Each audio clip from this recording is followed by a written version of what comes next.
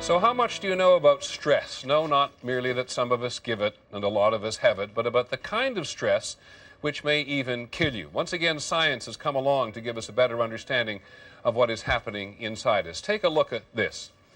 That is a computer looking at the inside of the brain. Now, if we can stop it for just 1 second, stop it there. Thank you. This bit here, we missed it by just a touch, but actually, we didn't even manage to get it stopped. But that little bit around the center of the brain there is the place where stress has the most effect on the brain. And tomorrow in the New England Journal of Medicine, you could read some of the very best research pulled together on the effect that stress has on the whole body. But from us tonight, a closer look at how it is that stress can lead to something worse. First, here's ABC's Deborah Amos. You know the feeling. What is going on? A tough commute, your heart starts to pound. Trouble at work, blood pressure rises. Stress can even create energy in your muscles. It's the stress response, when the brain sends a message to the adrenal glands above the kidneys, flooding the bloodstream with stress hormones. Then, thankfully for us, there's cortisol, which comes along later and helps to calm the system down and put it back together again. I have the right of way. Excuse me. Cortisol is in charge of cleaning up the mess after a big blowout of stress. Cortisol says, stop now. We're going to try to return things back to normal. Almost like a director yelling, cut. That all sounds pretty terrific, but scientists have found that cortisol on its own is a big problem, and too much cortisol is bad news for the brain and the body. If you're chronically stressed, the same cortisol, the same chemical, the same hormone can cause damage in various parts of the body. Using powerful imaging technology, scientists are only now beginning to find out how much damage high levels of cortisol can do. High levels of it can block short-term memory. Too much can even kill brain cells.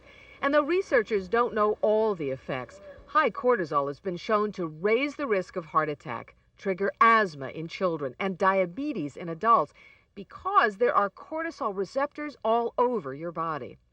It can even affect your body's shape. That's what a Yale study found. Here, volunteers are deliberately stressed. Count aloud backward from the number 1,687 in intervals of 23. A math quiz is one sure way. Time's up. Time is up. Then cortisol levels are measured in saliva. If you have high cortisol, you're likely to have more abdominal fat, which is a big risk factor for disease. More abdominal fat simply from stress. All these findings show clearly that the science of stress is more complicated than we thought. Deborah Amos, ABC News, New York. Well, our videotape editor may have a little stress, but our medical editor, Dr. Tim Johnson, never has. Tim, who has the most stress? I read all sorts of reports today about how women, some women anyway, produce this cortisol all night long.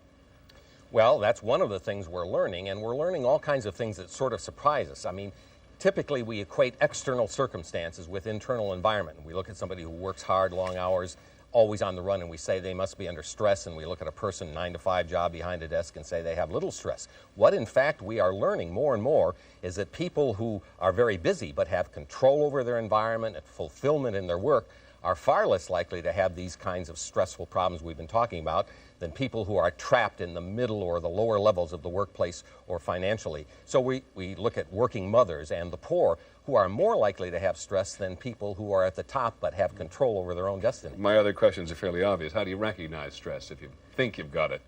Well, there's no simple blood test, and I say we have to really, in this case, literally trust our gut instincts. If our insides are boiling with frustration and hostility and anger, it's very likely that we are suffering the negative effects of stress. And very quickly, what do you do about it?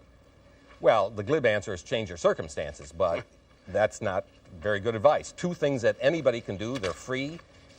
Meditation techniques, breathing techniques have immediate payoff in lowering heart rate, breathing rate, blood pressure, and regular exercise releases stress and produces beneficial chemicals for our body. Okay, Tim, thanks very much. But just before we leave this, because after all, this is America, what is stress without the business of relieving stress? Here's ABC's Morton Dean. In every part of the country, there are stress treatments available for every part of the body. Back rubs have become a big national franchise business. The drop-in spa business is booming. 6 years ago, 30 spas, now 600. People that used to come in monthly are now coming in twice a month, sometimes weekly. And look at what's out there. New York stress mints, relaxation balls, you squeeze them, peace of mind aromatherapy, and concept massagers. This was a good seller this Christmas? This was one of the best sellers for us this Christmas. What's new and different attracts stressed out Americans? Just allow the air to come in and out of your body. Pilates, deep breathing and stretching required. It's catching on, part of the American obsession with stress relief. Morton Dean, ABC News, New York.